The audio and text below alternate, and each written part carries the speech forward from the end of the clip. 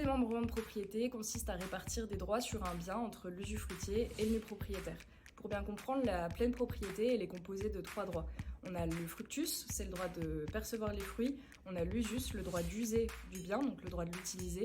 Et l'abusus, c'est le droit de vendre le bien ou d'en disposer. Le démembrement de propriété va répartir ces 3 droits entre le nu propriétaire et l'usufruitier.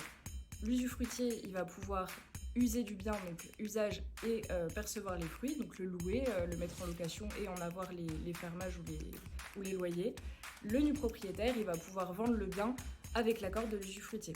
Et c'est le nu propriétaire qui va récupérer la pleine propriété au terme du démembrement.